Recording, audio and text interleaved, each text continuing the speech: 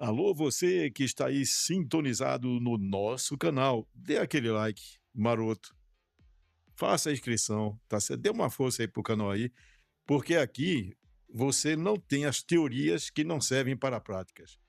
Aqui você aprende a prática que vem das teorias, tá certo? Ô, Ancelotti, parabéns aí pela vitória, cara. O Brasil tá feliz da vida, viu? Mas ainda tem umas coisinhas aí pra gente conversar, tá certo? Não fica pensando aí que a gente não parou de pegar no teu pé, não. Tem algumas coisinhas aí para ser observado e a gente vai colocar no ar neste episódio. Fiquem aí sintonizados, meus caros seguidores, que vocês vão ficar por dentro também. Olha, realmente, né? Brasil ontem ganhou da Escócia, né? 3-0. É evidente que podia fazer mais. Aliás, falar em fazer mais, pô, se tivesse um Romário por ali que era letal na definição, aí faria umas continhas aí de sair de 5 e de 6, porque vão perder gol assim, cara, lá na baixa da égua, viu? Cara a cara com o goleiro, já que contabilizei pelo menos aí em 2 jogos uns 4 gols já. E ontem não podia ser diferente. Por isso que Romário era diferente. Ele e o Fenômeno, letais ali na proximidade do gol. Mas, de qualquer sorte, parabéns aí à seleção brasileira e vamos aqui desvendar alguns mistérios do Ancelotti. Por que é que várias pessoas pediram a saída do Casimiro em substituição por um outro volante que ali tem? Tem um Fabinho, tá? Tem um Danilo que talvez possa ser improvisado, embora tenha a cara mais de box to box, o Danilo, né, segundo volante, tá certo? Pode até improvisar um zagueiro, né, talvez o Brenner, o próprio Ibanes, mas ele não vai tirar o Casimiro eu vou explicar por quê, entendeu? Não vai tirar mais o Cunha e também o Ryan. E eu vou explicar também por quê. Tem uma lógica isso aí.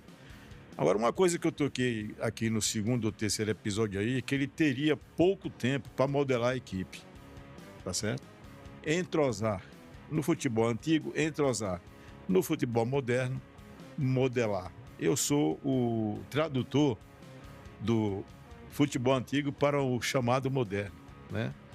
Aliás, falar em futebol moderno, uma vez eu conversei com um atleta e perguntei, ele já estava com 30 e poucos anos já, e perguntei, você já passou em quantos clubes? Ele disse, na minha carreira, aproximadamente uns 20. Eu digo, você sabe o que é amplitude? Ele disse, sei não. Você trabalhou com outros técnicos? Ele disse, mais de 30. Eu digo, e não sabe o que é amplitude? Ele disse, não.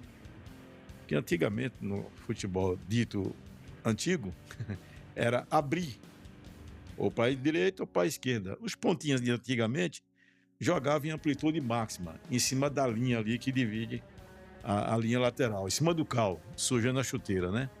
Então hoje, quando o técnico faz da beira de campo, dá amplitude, você sabe que tem que abrir, viu? E ele não sabia. Tem mais um episódio aí, qualquer dia também eu conto aqui, sobre esse vocabulário mais antigo e o mais recente, dito do futebol moderno. Vamos lá, conversarmos um pouco sobre o que aconteceu no Brasil, na seleção brasileira, e os ajustes feitos pelo Ancelotti. Estamos lembrados que contra o Marrocos, né, e com esse tempo que o Ancelotti teve para modelar a equipe dele, não foi um tempo suficiente, ele teve que se virar nos 30, ele cometeu alguns equívocos, né, já estão sendo corrigidos. Ainda falta alguma coisa, mas já corrigiu bastante. Então, contra o Marrocos, 1-1, vamos lembrar a formação inicial dele. Alisson, Ibanes pela ala direita, Marquinhos, Magalhães e Douglas Santos, que permanecem. O Ibanes já deu lugar para o Danilo. Um ajuste.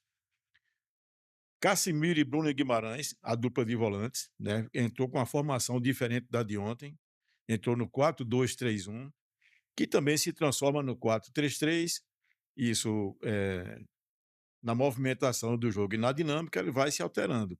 Mas com essa filosofia de esquema tático, não é sistema tático, é esquema tático, porque é estático, 4-2-3-1. Né? Casimiro e Bruno Guimarães, que permanecem. Aí vem um ajuste que ele fez. Paquetá aberto pela direita, jogando de pé canhoto, que é esta moda agora, Rafinha na articulação e Vinícius na de sempre. À frente dessa galera aí, né, servindo de flecha, o Igor Thiago. O Rafinha não está mais, se machucou, e o Igor Thiago deu lugar para o Matheus Cunha. E vamos ver, nesse ajuste que ele fez agora, se piorou ou se melhorou, entendeu? Vamos aqui tirar um pouquinho e mostrar, por exemplo, aqui, vocês estão enxergando aí, ó, onde está o Rafinha, na retaguarda aí do Igor Thiago. Quem foi que entrou, né? A peça que entrou, que eu chamo 2 em 1. Ele substituiu praticamente os dois, Rafinha e o Thiago. Matheus Cunha. E por que Matheus Cunha substituiu os dois? Porque Matheus Cunha é um centroavante que não é prego, não joga fixo na área, entendeu? Ele é flexível, né? Ele é híbrido. Ele faz a profundidade do 9 e também retorna para compor o meio de campo. Todo mundo enxerga isso, todo mundo vê isso. E o Cunha praticamente é uma peça que substituiu duas peças, né? Vou mostrar aqui novamente. O Igor Thiago e o Rafinha. Tanto volta particular, como vai para concluir, como ele fez ontem, fez um gol. E o que acontece aqui nesse ajuste que o Ancelotti fez, né? Do Matheus Cunha. O Vinícius está sempre vindo para o interior, assumindo o lugar de centroavante. Fez até um gol de cabeça, gol de centroavante. No lugar do Paquetá, tá? Que foi deslocado aí sim para a sua, né? Que é um pouco mais à esquerda, ele colocou o Mayan, tá certo? E o Paquetá veio, fica ali próximo, trabalhar o próximo ao Douglas Santos, que é a dele. É ali que ele tem que jogar. E sobre o Paquetá, não adianta técnico nenhum colocar um jogador nos corredores, né, seja pela direita, pela esquerda, não adianta. Se não tiver capacidade motoras, seja as condicionais, tá certo? Seja as de resistência, que não tenha, vamos lá, corredor, os extremos e os alas, que não tenha potência, explosão, velocidade, força e também gesto técnico. Não vamos esquecer que o jogador não fica só nessa parte de força aí que está tão hoje em evidência. Tem que ter também gesto técnico, né? Se não tem mais Leandro nem Jorginho, mas tem o Wallace, que se machucou, né? Dessa geração é um dos melhores. Tomara que apareçam outros, né? Então, cara, colocar o Paquetá para jogar no corredor, né, que é um jogador assim que tem gesto técnico, habilidoso, e geralmente o jogador habilidoso, ele não tem esses atributos, tá, que eu falei aqui. Todos eles reunidos: técnica, explosão, velocidade, força. A própria técnica dele já tira um pouco mais disso aí, porque ele sabe mais trabalhar na articulação. E outra coisa, o Paquetá é um atleta, né, que ainda tem um percentual de articulação, tá certo? De gerenciamento de espaço, e tem um passe, talvez na seleção não é o único, mas é que tem um bom passe de ruptura. Vou explicar esse termo do futebol moderno. Aqui também é cultura. Ruptura é aquele que você quebra as linhas. Você lembra de um gol aí que o Ryan fez, acho que num amistoso desses aí, que ele jogou por cima, e o Ryan já, a bola já cai no pé dele, já de frente, quase pro goleiro. Ele tira um zagueiro e que cai, se joga lá no chão, cai com a padaria no chão e ele bota pro gol.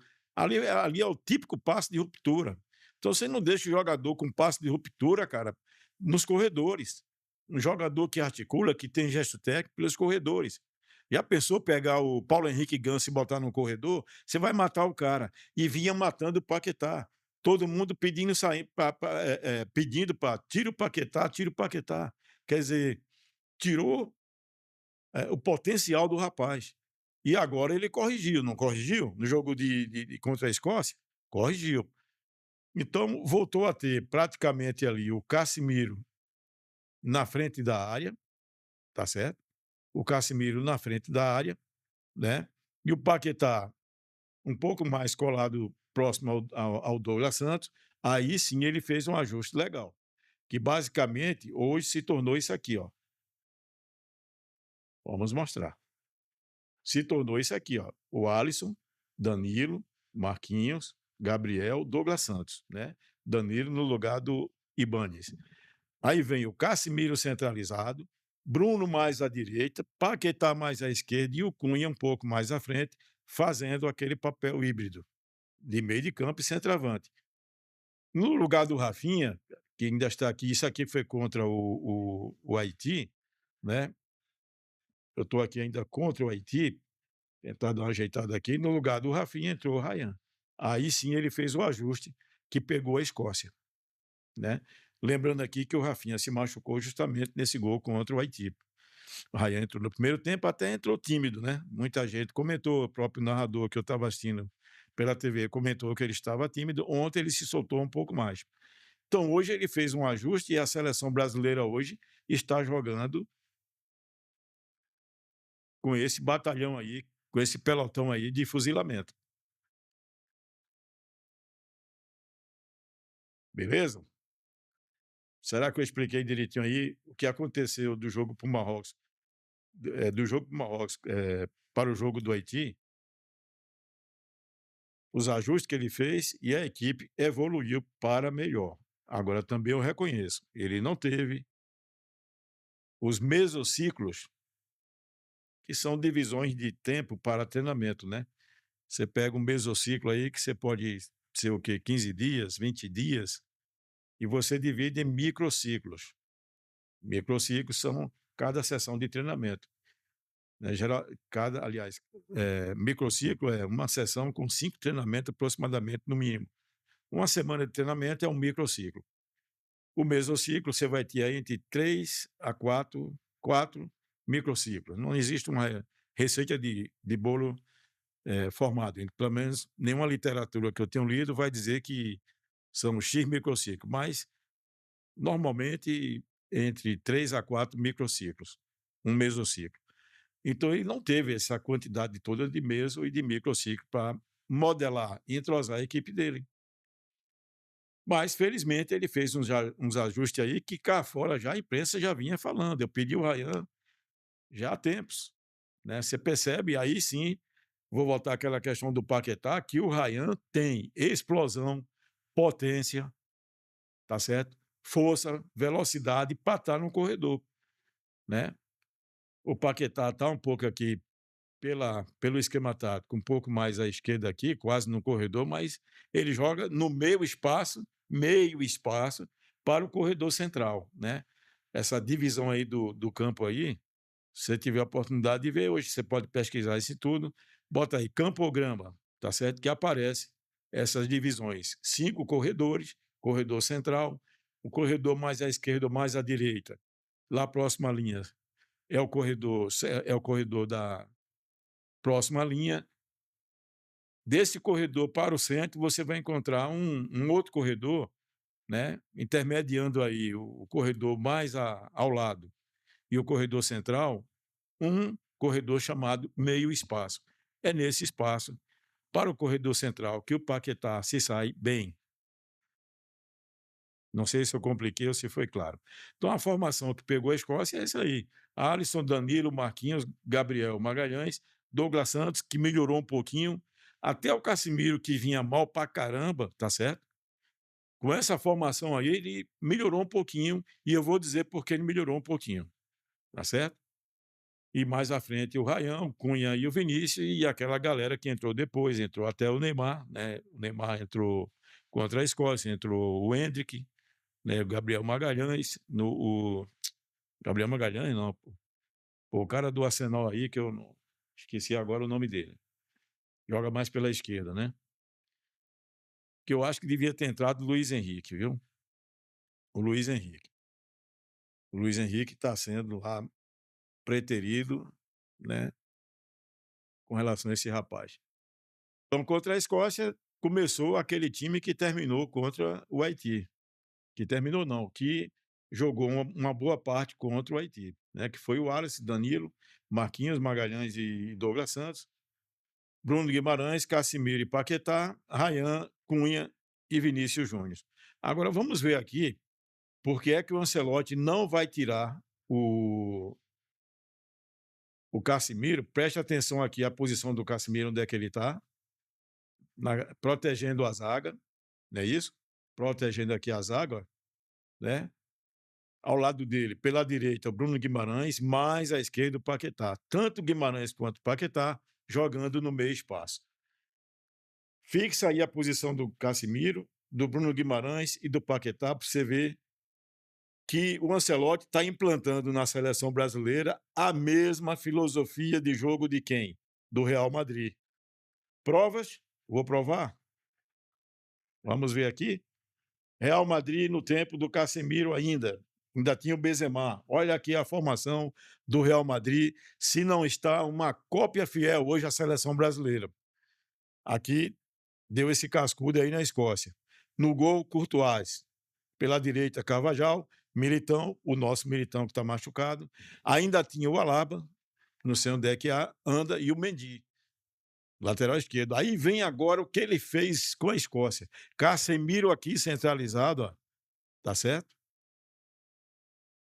Vamos retornar lá. Isso aí aqui. Esse aqui é o Casemiro centralizado, ó. Modric, mais à direita, que hoje na seleção é Bruno Guimarães, lá no Real Madrid era o Modric, pela esquerda o Valverde. E às vezes o Toni Kroos. O Toni Kroos ainda estava por lá. Imagine essa formação aqui. Eu trouxe porque tem um Casemiro aqui no Real Madrid na época. Isso aqui deve ter sido 2000, 2001, por aí.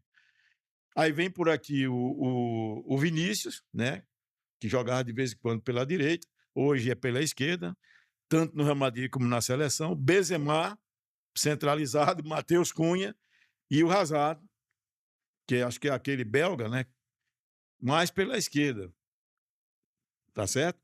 E vou trazer aqui uma formação também do Real Madrid de hoje e ver que é um espelho, a seleção brasileira é um espelho do Real Madrid, tá certo? Vocês estão vendo aqui? Né? O Benzema, o Courtois, Carvajal, Militão, Alaba, Mendy, Casimiro, centralizado, Modric, Valverde, Vinícius, Benzema e Hazard.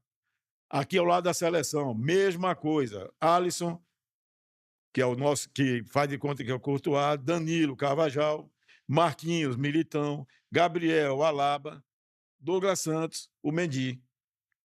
E aí vem Casimiro centralizado, nenhum e nem outro, aquele estava no Real Madrid. Guimarães está na posição do Modric, na época lá. Hoje o Modric está no Milan da Itália. E o Paquetá na de Valverde ou de Kroos.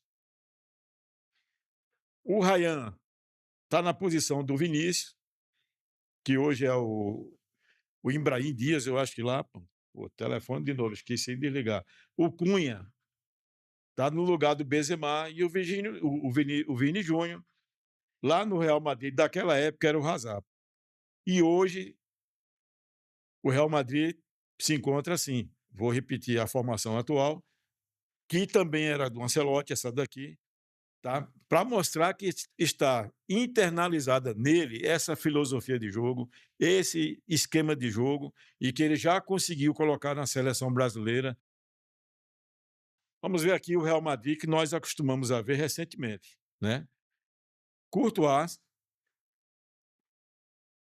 tela maior aqui, Courtois no gol, caso seria como está espelhado com a seleção brasileira hoje. Espelhamento é aquilo que você tem aqui e repete aqui, espelhamento.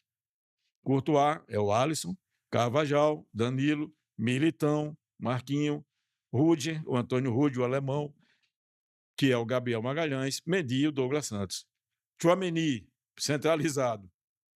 Casemiro, ao lado de Tchouaméni, aí sim está atualizado, é o Valverde, né, que até hoje está lá, e o Bellingham, que seria o Paquetá.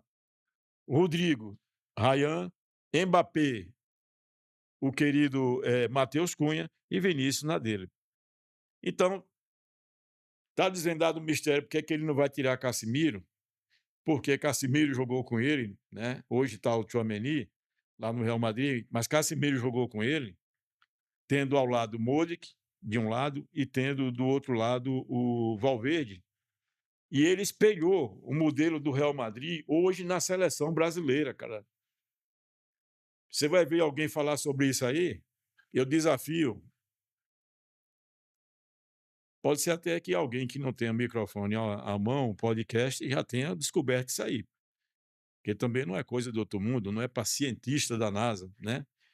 Apenas é quem estuda futebol como eu estudo, todos os santos dias, tem a obrigação de descobrir mesmo, né?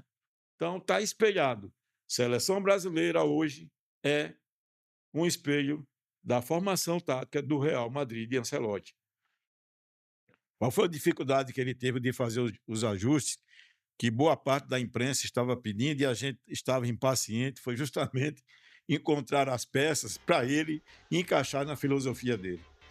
Ele não ia dizer, nem vai revelar, não sei, né? Não sei se alguém perguntar, né? Ô Ancelotti, você espelhou o Real Madrid que você treinou agora com a seleção brasileira? Bom, não tem mistério nisso aí, eu acredito que é isso mesmo. Acrescentar somente uma coisa, né? Que também no Real Madrid tinha... Eu vi vários gols do Vinícius Júnior no Real Madrid pelo corredor central, como ele fez ontem, né? A bobeira que o goleiro deu, ele estava ali próximo ao goleiro, driblou o goleiro no corredor central. O gol de cabeça não foi ele vindo da esquerda, ele estava centralizado, claro que vindo do espaço que ele trabalha, ou pelo menos é escalado, bate o ponto lá na esquerda e vem trabalhar no centro, e o gol de cabeça foi frontal ao gol. Então, essa movimentação que dá o Matheus Cunha é muito importante para o Vinícius atacar o espaço. A Paulo não gosta desse termo nem a Paulo. Toma uma aguinha aqui. Pense que eu utilizo bastante o vocabulário moderno, né? Mas não gosto desse termo, atacar o espaço. Atacar com o quê? Com porrete, com a régua, com o quê? Vai atacar o espaço. Gerenciar o espaço, é gestão, é administração, é ter em mãos a tua tarefa, o que você vai saber, gestão do tempo, gestão do espaço, gestão da tarefa. Mas virou moda, um fala e todo mundo copia. Eu não copio ninguém. Se tem termos que são padronizados, eu utilizo. Agora tá nessas modinhas aí, não.